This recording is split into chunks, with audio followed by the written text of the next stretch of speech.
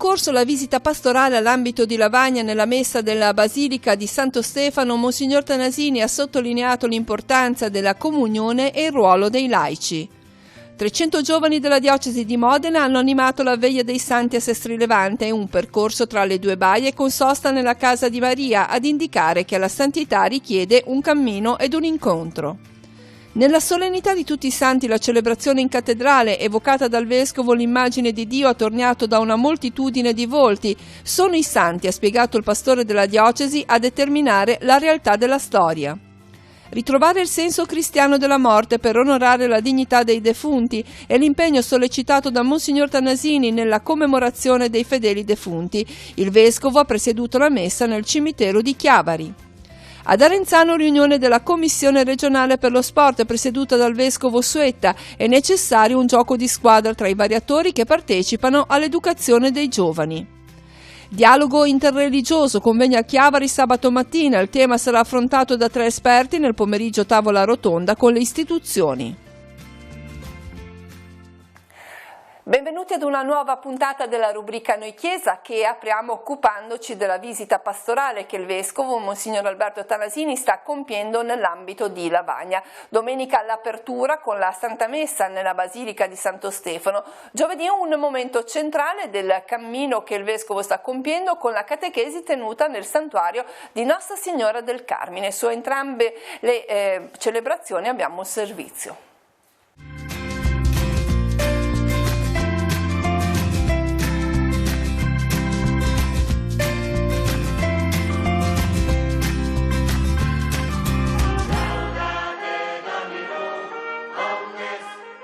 Il maltempo non ha scoraggiato i fedeli che hanno preso parte alla celebrazione di apertura della visita pastorale all'ambito di Lavagna. Il cammino è iniziato dalla Basilica di Santo Stefano, dove Monsignor Tanasini ha presieduto l'Eucaristia. Il Vangelo domenicale portava all'attenzione la figura di Zaccheo, un uomo incallito nel fare del male che tuttavia desidera vedere Gesù e per far questo sale su una pianta di sicomoro. È a quel punto che il maestro lo guarda e chiamandolo per nome gli dice: «Scendi subito perché oggi devo fermarmi a casa tua». Il Signore, ha spiegato il vescovo, fa questo con ciascuno di noi. Spetta a noi accoglierlo e saper cambiare la nostra vita da questo incontro.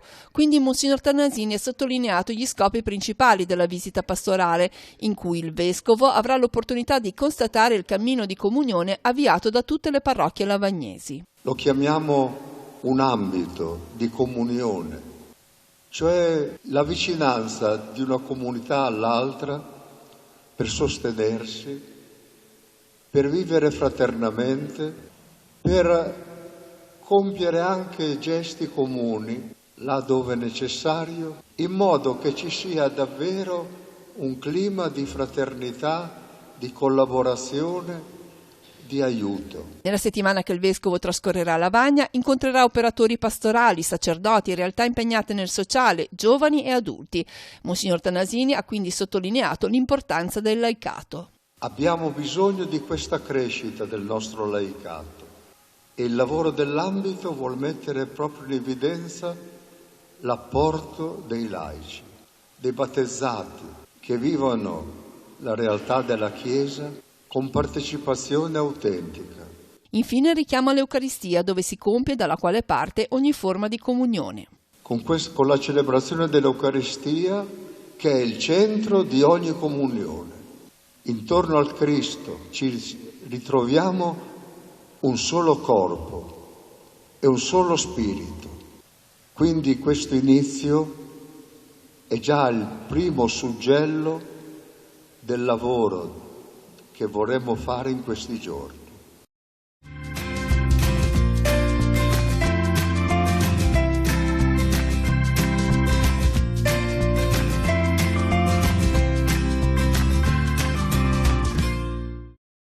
Anche se può sembrare contraddittorio, quella di Gesù è una legge di libertà. Al Santuario del Carmine il vescovo riflette sul discorso della montagna, dove Gesù detta lo stile di vita del discepolo. Oggi spiega: la libertà è vista come ricerca della propria affermazione, è la legge dell'io, fondata su una società liquida, dove c'è solo ciò che piace e gratifica, non ci sono più valori condivisi, ricorda Monsignor Tanasini, o un vero impegno in qualcosa di concreto. Il Signore Gesù parla della casa sulla sabbia, che crolla. Ecco, la conseguenza penso sia proprio questa, il crollare della casa, il crollare di quella casa che siamo noi insieme. In questa visione individualista, prosegue Tanasini, la burocrazia sembra il giusto antidoto, fare leggi, sempre più leggi, che verranno però aggirate piuttosto che convergere sui valori. Ecco la casa sulla sabbia che porta alla violenza. Se posso fare ciò che voglio, perché non posso essere violento? Chiede il vescovo. Gesù invece è il vero fondamento di libertà. È proprio questo lasciarsi guidare dallo Spirito che ci rende liberi, perché allora la coscienza non è più il pretesto per fare quello che vogliamo, ma la coscienza diventa quella nostra capacità di discernere il bene dal male, di comandarci di fare il bene e di evitare il male. La catechesi è stata apprezzata dai fedeli presenti in chiesa. La chiave è ama e fa quello che vuoi. Mi è piaciuto tantissimo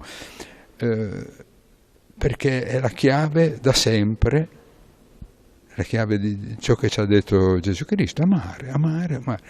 E mi viene in mente quella canzone, ama e capirai, no? Se ami ti trovi le risposte dentro, se non ami non riesci a vedere una risposta diversa dal tuo egoismo, da vivere per te e basta. A me è piaciuto tantissimo, anche perché era un richiamo continuo al Vangelo. Se uno vive il Vangelo è veramente la casa sulla roccia.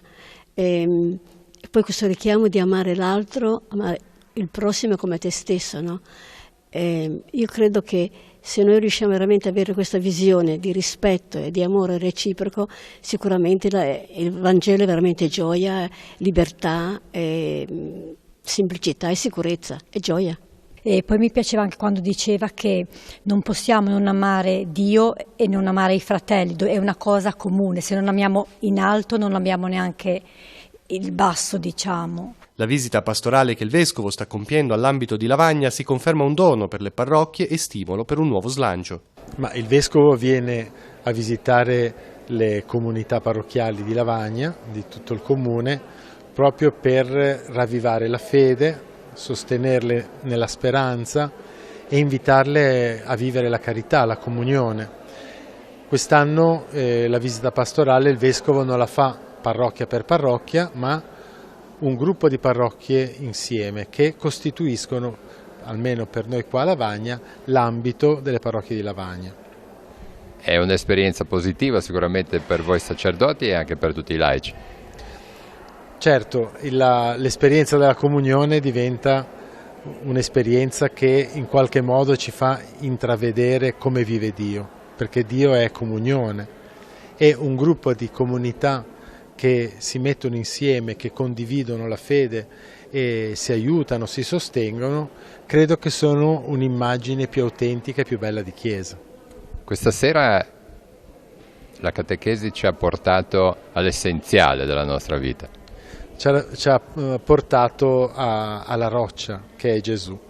Se vogliamo costruire la nostra casa sulla roccia, dobbiamo tenere presente Gesù come fondamento della nostra esistenza, ma non tanto un fondamento unicamente ideale, ma che il modo di essere di Gesù, il suo stile di vita, il suo riferirsi al Padre, il suo modo di amare, il suo modo di accogliere, che diventi l'esperienza concreta che vivifica la nostra esistenza personale, ma poi anche l'esistenza e la vita delle nostre comunità. C'è qualcosa che voi sacerdoti volete chiedere al vescovo o avete nel cuore anche ai parrocchiani? Ma forse la cosa bella, ecco, che possiamo chiedere al vescovo è che ci confermi nella fede, cioè che ci faccia sperimentare la sua paternità. Perché vedete, credo che la Chiesa si sperimenti non solo perché si costituisce in parrocchie, in ambiti, in diocesi, ma l'esperienza della Chiesa è un'esperienza di paternità, che attraverso la paternità del Vescovo possiamo sperimentare la concretezza e la tenerezza dell'amore di Dio. Ora facciamo un passo indietro alla Notte dei Santi, che è stata animata da un'iniziativa inedita per la nostra diocesi. Nella notte del 31 ottobre 300 giovani della diocesi di Modena si sono recati a Sestri Levante e insieme ad un gruppo di ragazzi della diocesi di Chiavari hanno animato questa notte con un percorso che ha attraversato le due baie, la Baia delle Favole sino a giungere alla Baia del Silenzio, ed una sosta di riflessione e preghiera all'interno della Basilica di Santa Maria di Nazareth.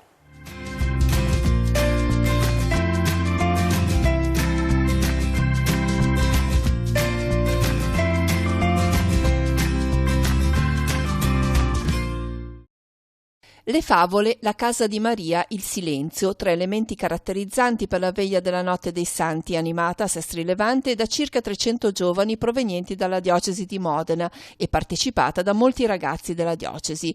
Una tradizione, quella modenese, che parte da una consapevolezza: la santità richiede un cammino. È nata dal desiderio di riempire e tradurre per i giovani una festa bellissima che appartiene alla nostra tradizione, che è la festa di tutti i santi. Essendo anche vacanza dalla scuola, ci siamo detti: ma perché non far vivere la bellezza di tutti i santi con quel esclamativo: ma perché non diventare tutti santi? E allora come si fa a diventare santi? Ci si mette in cammino. Prima ci si incontra, quindi giovani di più parrocchie che si incontrano in un cammino insieme che si fa sinodo, si fa pellegrinaggio alla scoperta della bellezza e della santità, e l'Italia ci aiuta perché ogni città è uno scrigno di bellezza d'arte, di santità e di natura. Quindi questi sono un po' gli ingredienti che ci hanno spinto anche quest'anno a celebrare insieme coi giovani la Notte di tutti i Santi in modo nuovo, in modo diverso. Come mai la scelta proprio di Sestri Levante? Ma innanzitutto è la prima volta che siamo venuti in Liguria e non ci siamo pentiti assolutamente, anzi, e la scelta dei luoghi nasce dalle relazioni e dalle amicizie. Quindi l'amicizia con Don Alberto ci ha aperto una strada che abbiamo percorso, quindi anche un insieme, un incontro non solo tra giovani della stessa diocesi ma anche tra diocesi diverse, perché la Chiesa è cattolica ed è universale, e quindi anche questa verità è sperimentata dai nostri giovani attraverso un'amicizia. I ragazzi all'incirca quanti sono e di che fascia d'età? Con noi sono 300 ragazzi, e dal cammino che parte dopo la Cresima in su con gli animatori che guidano i ragazzi più giovani. Dai luoghi percorsi nella veglia ha preso spunto la riflessione pronunciata dal vescovo di Modena, Monsignor Erio Castellucci. Partendo dalla favola del brutto anatrocolo, che forse lo scrittore danese Hans Christian Andersen scrisse proprio a Sestri Levante, il vescovo ha indicato un percorso personale per ciascuno. È un tentativo di far vivere ai ragazzi e ai giovani che vogliono coinvolgersi un Halloween diverso, secondo il significato che avrebbe in realtà, che è proprio la festa dei santi, e quindi di farlo vivere ogni anno in un luogo diverso, significativo, incontrando per quanto possibile in 2 giorni la chiesa di quella città dove andiamo. Quest'anno la diocesi di Chiavari, da Sestri fino poi andremo a Santa Margherita e a Portofino.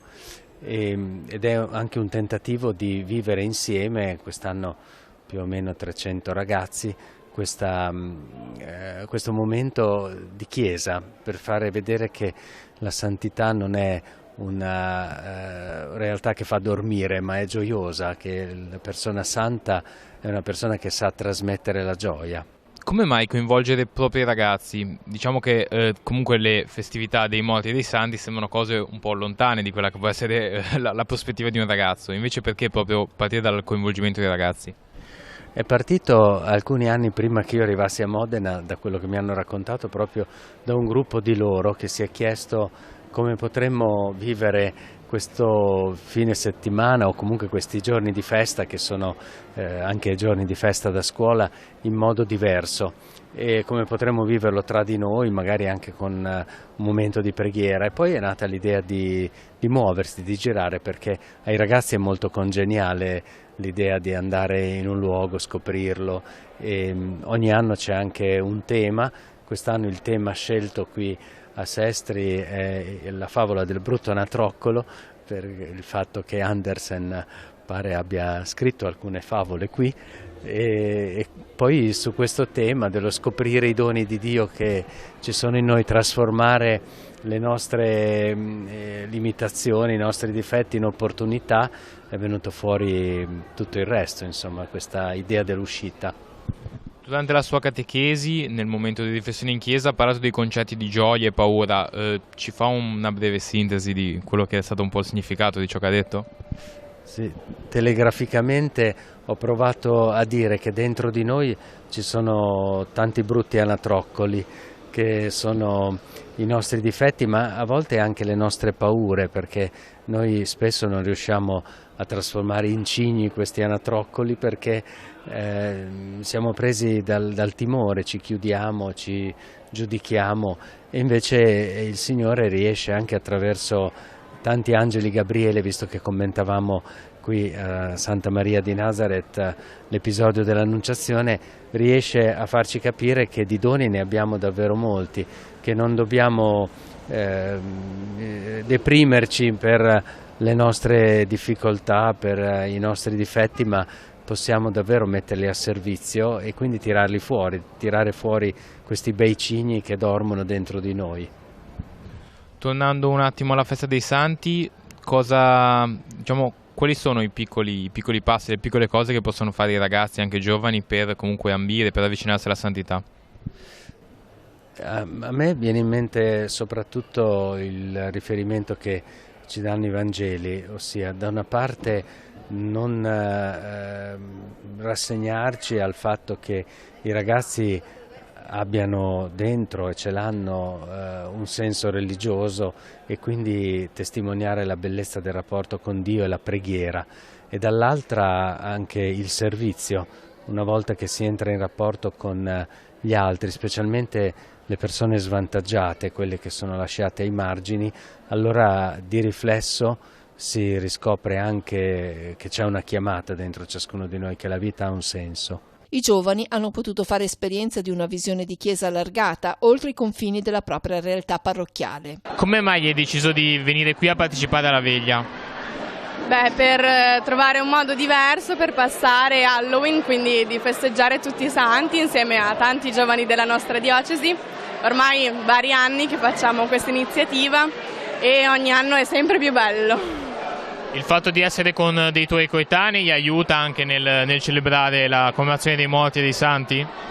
Sì, sicuramente, anche perché sennò stare magari nella nostra città da soli renderebbe il tutto un po' più difficile, soprattutto perché vedi magari gli altri che vanno a festeggiare in modi anche non sempre in linea con quello in cui crediamo, quindi ovviamente essere qua con tanti altri giovani come noi aiuta ed è bellissimo. Eri mai stata in Liguria o magari qui a Sestri Levante? Qui a Sestri Levante no, in Liguria sì, a Genova. Basta. Può essere anche un modo per vedere posti nuovi, per visitare nuovi luoghi?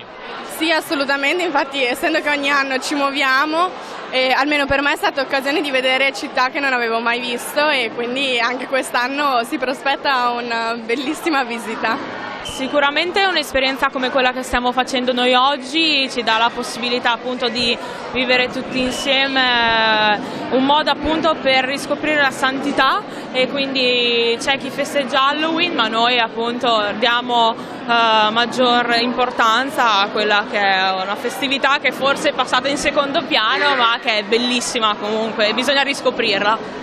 Cosa significa per te ambire alla santità, essere santi? Sicuramente vivere col sorriso sempre, e con serenità, con gioia, la vocazione che il Signore ha previsto per tutti noi nell'ordinario e nello straordinario anche. Allora, secondo me è importante essere qui perché stiamo festeggiando questa festa e con tutta la diocesi, quindi non solo con la nostra parrocchia, ma è un motivo, un'occasione di incontro che permette a tutti i ragazzi della diocesi di incontrarsi. e niente, siamo molto felici di essere qua. Secondo te perché può essere anche un valore aggiunto il fatto di spostarsi, andare in altri posti a festeggiare tutti insieme nonostante siate della stessa diocesi? È bello secondo me perché intanto ci spostiamo da quella che è la nostra realtà di tutti i giorni e anche perché possiamo incontrare realtà diverse, in questo caso qui in Liguria, che ci fanno capire che in verità la Chiesa non è solo a Modena o localizzata in certi punti, ma è veramente globale. Girando in altre diocesi sono più le differenze magari che trovi oppure le cose che poi accomunano?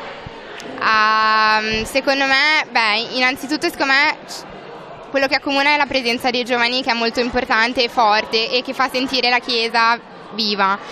E di sicuro ci sono anche delle differenze, però non lo so, bisognerebbe vivere anche le altre parrocchie, le altre diocesi.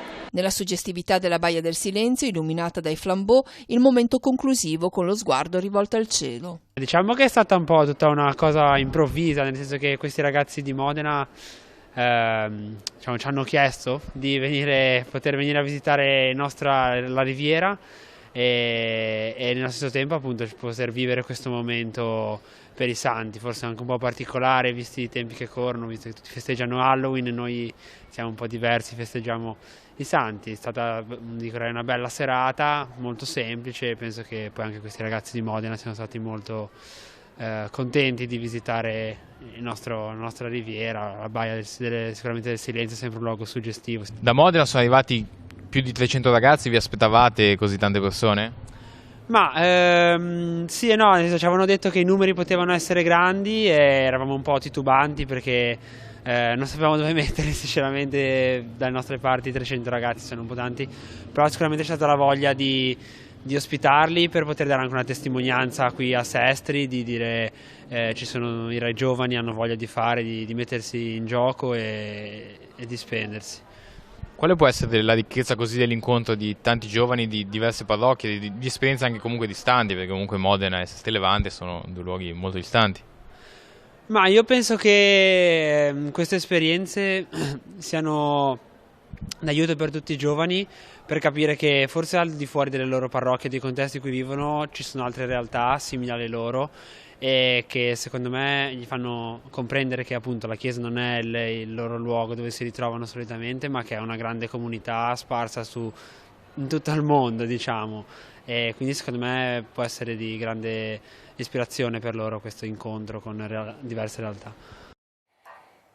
Nella solennità di tutti i santi, Monsignor Alberto Tanasini ha presieduto la Santa Messa nella cattedrale di Nostra Signora dell'Orto. Il vescovo ha preso a spunto un'immagine narrata da Giovanni che ritrae Dio attorniato da tanti volti. Monsignor Tanasini ha sviluppato quindi una riflessione concentrando l'attenzione sulla comunione che esiste tra chi ci ha preceduto in paradiso e tutti i figli di Dio sulla terra. Sentiamo la sintesi nel servizio.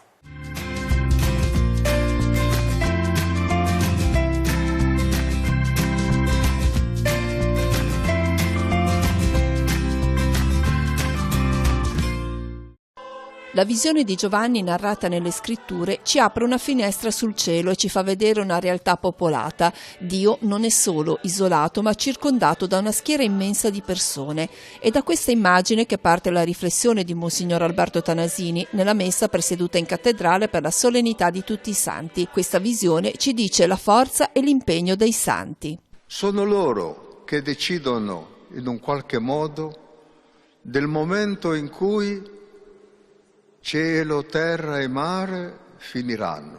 Sono persone segnate dal nome di Dio, ma non sono separate da noi, ha spiegato il vescovo. C'è una comunione profonda tra noi e loro, ha poi proseguito utilizzando l'immagine di una competizione all'interno di uno stadio. C'è una comunione profonda tra loro e noi. Dice la lettera agli Ebrei che saremmo nel mondo come in uno stadio, dove noi stiamo correndo e dove sugli spalti ci sono coloro che sono già arrivati alla gloria e ci sostengono con il loro incoraggiamento.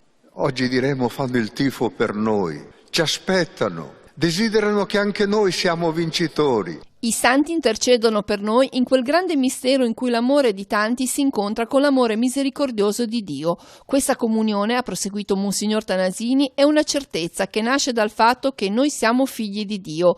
Anche noi dunque abbiamo parte a quella gloria che ci attrae e ci richiama. Oggi sentiamo questo invito a correre nel nostro stadio col tifo dei nostri fratelli santi. Ecco la festa di tutti i santi, la gioia di oggi, lo sguardo, la beatitudine. La felicità non è un'illusione, perché Cristo Signore, col suo sangue, ci ha purificati e ci ha dato una veste candida. Come tradizione, nel giorno in cui si commemorano tutti i fedeli defunti, Monsignor Alberto Tanasini si è recato nel cimitero cittadino di Chiavari per celebrare la Santa Messa. Durante l'omelia il Vescovo ha invitato a ritrovare il senso cristiano della morte per onorare la dignità dei defunti.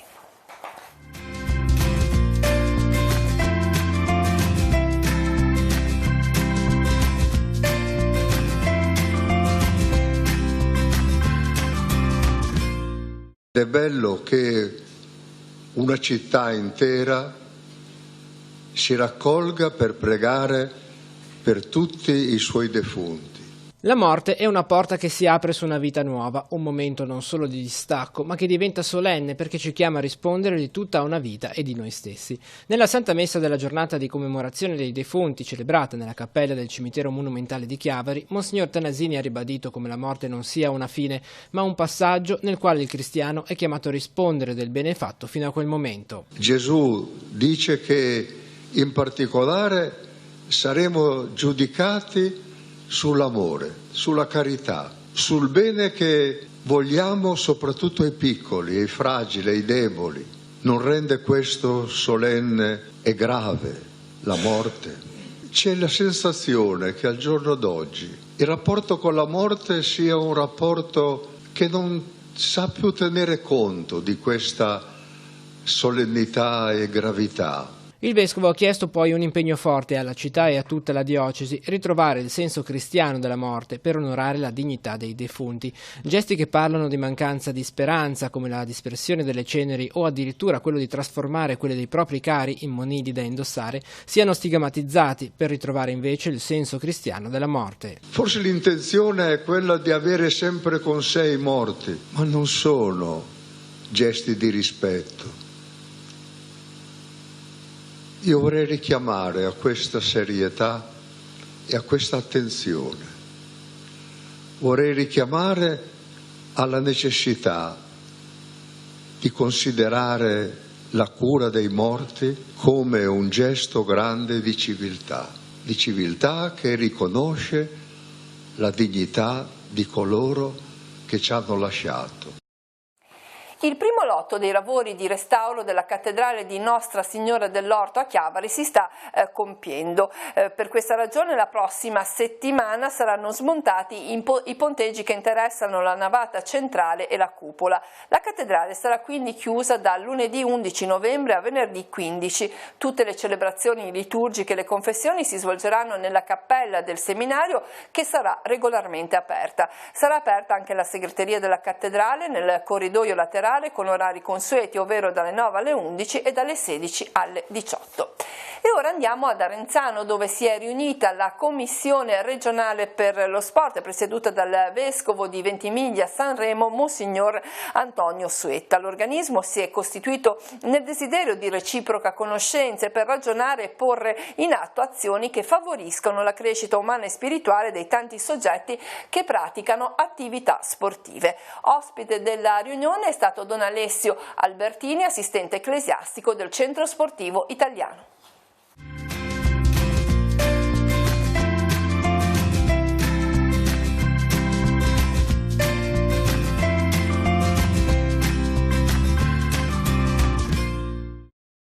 Il mondo dello sport interpella anche la Chiesa. Anche per questo esiste una commissione regionale presieduta dal vescovo di Ventimiglia Sanremo, Monsignor Antonio Suetta, in quanto delegato per lo sport e il tempo libero della Conferenza Episcopale Ligure. Anche le attività sportive, dunque, come tutte quelle che coinvolgono l'uomo, non sono lontane dallo sguardo della Chiesa, che secondo una definizione di Papa Paolo VI è esperta in umanità. La Chiesa si interessa a questo per tante ragioni. Prima di tutto perché lo sport è fatto di uomini, ma perché la tradizione sportiva appartiene anche a una lunga storia, un lungo impegno pastorale della Chiesa, che è sempre stata presente nello sport e che ha utilizzato tanto lo sport anche come occasione di aggregazione e di incontro. Alla riunione recentemente convocata da Renzano era presente Don Alessio Albertini, assistente ecclesiastico del CSI, che ha proposto una riflessione a partire da un dato numerico. Nelle sole società affiliate al Centro Sportivo Italiano sono tesserati 1,5 milioni di atleti, di cui la metà sono al di sotto dei 16 anni. Da qui la necessità di intessere una rete educativa tra vari soggetti in campo per favorire la crescita del giovane. Lo sport ci insegna il gioco di squadra, dobbiamo saperlo vivere il gioco di squadra anche nel campo educativo. Un ragazzo è sempre lo stesso quando è a casa, quando è a scuola, quando è su un campo, quando è in parrocchia, è sempre lo stesso. Ognuno può dare il proprio contributo e nessuno, forse gli unici genitori perché sono i propri figli, ma nessuno può pretendere l'esclusiva di questo ragazzo. L'elemento chiave per tutti gli attori è testimoniare una passione. La vicinanza con la propria vita, con il proprio stile, con la propria passione diventa contagiosa anche per capire qualche cosa di più della vita. Non saranno le parole con l'andare del tempo che saranno capaci di incidere nella vita di un ragazzo, ma la qualità della tua stessa vita che condivide così tanto tempo questa passione con lui. Da qui un impegno concreto che la Commissione regionale sta portando avanti a piccoli passi. Io credo che per la caratteristica e anche la complessità del tempo in cui viviamo, certo non abbiamo la pretesa di poter raccogliere frutti né facili soprattutto e forse nemmeno abbondanti, ma credo che il segreto anche di un buon lavoro non stia tanto nella qualità, ma stia nella bontà e nella fedeltà a dei piccoli passi, che è un po' il ritmo e il criterio che abbiamo voluto darci, a incominciare da una conoscenza reciproca e anche da una buona conoscenza e valorizzazione del nostro territorio. E ora vediamo alcuni appuntamenti. Portofino celebra la festa di San Martino di Tours, domenica alle 11 la messa sarà celebrata dal Vescovo nella chiesa del Divo Martino. Al termine della celebrazione sarà presentato il restauro del fonte battesimale. Sabato 9 novembre invece a Chiavari ci sarà un convegno sul dialogo interreligioso che si svolgerà in 2 momenti. Al mattino dalle 9 nel salone di Casa Marchesani con diverse testimonianze. Nel pomeriggio alle 17 alla Società Economica Chiavarese con una tavola rotonda con le istituzioni alla quale parteciperà anche il sindaco metropolitano Marco Bucci. Il tema è dedicato proprio al rapporto tra le religioni e la polis. Nel mezzo il pranzo, lo Shabbat di tutti, con un menù che si ispira tanto alla tradizione ligure quanto a quella medio orientale.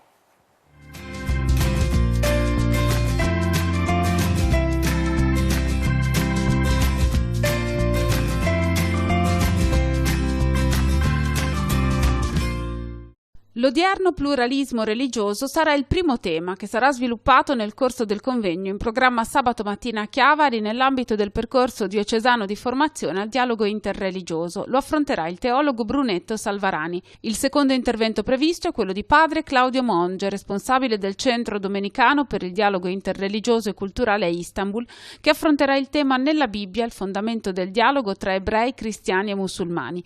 Infine interverrà il direttore dell'Ufficio Nazionale della CEI per dell'ecumenismo e il dialogo interreligioso, Don Giuliano Savina, che descriverà le parole di gesti di dialogo della Chiesa dal Concilio Vaticano II ad oggi.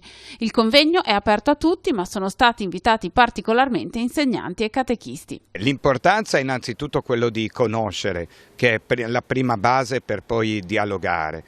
Quindi questo convegno è l'occasione anche di conoscere la bellezza di un confronto tra le religioni, anche perché un insegnante vede oggi in classe sempre più presenze anche di ragazzi che provengono da altri paesi e da altre religioni. Per cui questo non deve essere un limite, ma una risorsa anche nel poter affrontare diversi temi in una prospettiva plurireligiosa. Per i catechisti, anche se non è proprio un tema specifico per loro, però per la formazione propria, quello del dialogo interreligioso, del porsi anche come catechisti. È vero che noi a catechismo non è come gli insegnanti di religione che magari hanno, o gli insegnanti in genere hanno a che fare anche con altri ragazzi di altre religioni, però sia per il catechista sia insegnare ai ragazzi che poi loro siano a contatto al giorno d'oggi con molte realtà non cristiane o non cattoliche, ma soprattutto non cristiane, è importante che il catechista abbia qualche riferimento, qualche nozione, qualche messaggio, ecco, sul dialogo interreligioso per essere meglio catechista. La giornata proseguirà con lo Shabbat di tutti, un pranzo accompagnato da musica e riflessione guidato da Miriam Camerini. Intanto la tavola è per eccellenza il luogo dell'incontro, della condivisione in tutte le tradizioni, in tutte le culture del mondo.